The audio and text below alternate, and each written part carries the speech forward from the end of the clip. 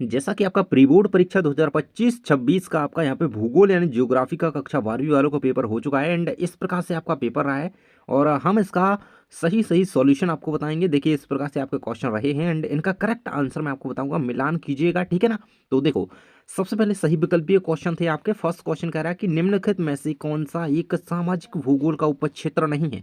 तो चिकित्सा भूगोल, अवकाश भूगोल, निर्वाचन भूगोल, व्यवहारवादी भूगोल। सो करेक्ट आंसर हो जाएगा चिकित्सा भूगोल, क्योंकि ये सामाजिक भूगोल का उप क्षेत्र नहीं है। तो चिकित्सा भूगोल दा नंबर ऑप्शन जिसने भी लगाया है उसका बिल्कुल से करेक्ट है। नेक्स्ट है निम्नलिखित में से कौन सा एक प्रतिकर्ष कारक नहीं है। जलाभाव, बेरोजगारी, चिकित्सा या फिर महामारियां। तो चिकित्सा इसका भी करेक्ट आंसर हो जाएगा, ठीक है। तो इसका सा नंबर, इसका दा नंबर, ठीक है। नेक्स्ट है कि निम्न में से कौन सी एकल कृषि नहीं है। एकल कृषि डेयरी कृषि, मिश्रित या रोपण या वाणिज्य अनाज कृषि। तो इसका आंसर है आपका मिश्रित। मिश्रित कृषि जो होती है वो एक प्रकार की एकल कृषि नहीं होती है, ठीक है। तो ये आंसर हो जाएंगे, ठीक है। नेक्स्ट भैया 4 नंबर में कह रहा है कि सन 2011 की जनगणना के अनुसार निम्नलिखित में से किस राज्य में नगरीय जनसंख्या का अनुपात सर्वाधिक है। मतलब नगरीय या शहरीय जनसंख्या सबसे ज्यादा है, तो वो तमिलनाडु राज्य है, ठीक है। ये रहेगा आंसर यहाँ पे, ठीक है। नेक्स्ट कह रहा था कि निम्नलिखित में से कौन सा भूभोग संवर्ग नहीं है। तो वर्तमानी प्रति भूमि, निवल बोया गया क्षेत्र, और ऑप्शन दिए गए आगे सीमांत भूमि या फिर कृषि योग्य व्यर्थ भूमि। करेक्ट आंसर आपका है सा नंबर ऑप्शन सीमांत भूमि, ठीक है ना। अगला 6वें नंबर में कह रहा था कि निम्नलिखित में से किस राज्य में प्रमुख तेल क्षेत्र स्थित हैं। तो तेल क्षेत्र असम में स्थित हैं, तो असम आपको आंसर लगा देना, ठीक है। इन राज्यों की बात करी गई है तो सबसे ज्यादा कहाँ है, असम में। इसके बाद आपके रिक्त स्थान थे। फर्स्ट क्वेश्चन कह रहा था जिसमें सेकंड वाले में फर्स्ट है कि खालिस्तान उपागम का संबंध प्रोफेसर अमर्त्य सेन से है। सो अमर्त्य सेन का संबंध जो है क्षमता उपागम से है। सो क्षमता इसका करेक्ट आंसर आपने लिखा है, तो आपका बिल्कुल से सही है। नेक्स्ट कह रहा है कि विनिर्माण का शाब्दिक अर्थ खालिस्तान है। तो विनिर्माण जो होता है, विनिर्माण है ना, इसका होता है कि हाथ से बनाना या कच्चे माल से वस्तुओं को बनाना, ठीक है। तो इसका शाब्दिक अर्थ एक तरीके से होता है हाथ से बनाना या फिर कच्चे माल से वस्तुएं बनाना, ठीक है। तो यही आंसर लिखना था। नेक्स्ट है कि राइन नदी खालिस्तान और नीदरलैंड से होकर प्रवाहित होती है। तो राइन नदी जो है जर्मनी और नीदरलैंड, ठीक है। स्विट्जरलैंड भी लिख सकते हो, तो जर्मनी यहाँ पे आंसर हो सकता है आपका इसका, जर्मनी और नीदरलैंड, ठीक है, स्विट्जरलैंड। नेक्स्ट है कि पृथ्वी का लगभग 40% धरातल जल से आच्छादित है। तो कितने प्रतिशत जल जो है आपका आच्छादित है। तो ये 5वें का 71% है। एंड चौथे नंबर में था बस्तियों को पाड़ा, नगला और दांडी भी कहा जाता है। तो किन बस्तियों को, तो पल्ली है ना, पल्ली बस्तियों को, पल्ली या स्थानीय बस्तियों बस्तियों को, ठीक है। जो पल्ली बस्तियां होती हैं, पल्ली इसका आंसर है आपका, पल्ली बस्तियों को पाड़ा, नगला, ठीक है, इस तरीके से।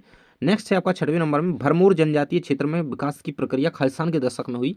तो ये आपकी विकास की प्रक्रिया किस दशक में हुई थी। तो सन 1900 के दशक में ही हुई, ठीक है। इसके बाद सत्य असत्य आ जाते हैं, इनके करेक्ट आंसर बिल्कुल बताते चलूंगा मैं। सत्य असत्य, तो पहला आपका सही है, दूसरा सही है, तीसरा भी आपका सही है, चौथा नंबर आपका गलत है, और 5वें नंबर का आपका गलत है, और 6वें नंबर का आपका सही है। मतलब 2 गलत हैं, 4 और 5 क्या है, ये दोनों गलत हैं, बाकी आपके सारे ट्रू हैं, ठीक है। तो इस प्रकार से हो जाती हैं। नेक्स्ट सही जोड़ियां थी आपकी। तो सही जोड़ियां में कह रहा है भैया का और खा में दी गई हैं। का में है व्यापार है, फर्स्ट में व्यापार की जोड़ी मिलाएंगे आप तृतीय क्रियाकलाप से, दा नंबर से। विशेषज्ञ पंचम क्रियाकलाप के अंतर्गत आएगा। बीजिंग ये चाइना की राजधानी है, चीन से जोड़ी मिल जाएगी। हर एलिच, तो हर एलिच द पॉपुलेशन मग बम, सॉरी ये करेक्ट रहेगा। एंड विशाखापट्टनम आंध्र प्रदेश में है। इस प्रकार से ये 5 के 5 सही जोड़ियां कंप्लीट हो जाती हैं, ठीक है। नेक्स्ट भैया कह रहा है एक शब्द या वाक्य में उत्तर। 21वीं सदी के प्रारंभ में विश्व की जनसंख्या कितनी दर्ज करी गई थी भाई। 21वीं सदी की बात करी गई तो 6 अरब, ठीक है, 6 अरब। 21वीं सदी के स्टार्टिंग में 6 अरब दर्ज करी गई थी विश्व की जनसंख्या, ठीक है। अब तो बहुत आंकड़ा बढ़ चुका है। इसके बाद सेकंड क्वेश्चन है कि नीदरलैंड किस फसल के उत्पादन में विशिष्टीकरण रखता है। तो विशेषकर ट्यूलिप, ठीक है, फूलों की फसलों के रूप में, ठीक है, फूलों की फसल के रूप में ये यहाँ पे क्या रखता है, विशिष्टीकरण रखता है। फूलों जैसे कि ट्यूलिप एक फूल है जिसका उदाहरण आप ले सकते हो, ट्यूलिप, ठीक है। ट्यूलिप के उत्पादन में विशिष्टीकरण रखता है नीदरलैंड, ठीक है। तो मेन तो आंसर फूलों, लेकिन उदाहरण के तौर पर लिखना है तो ट्यूलिप लिखा जा सकता है। सैलरी शब्द का अर्थ क्या होता है भाई, सैलरी सभी को पता है। सैलरी शब्द का अर्थ होता है वेतन या तनख्वाह कह सकते हैं जैसे, है ना। और इसी तरीके से इसका आंसर लिखना है आपको।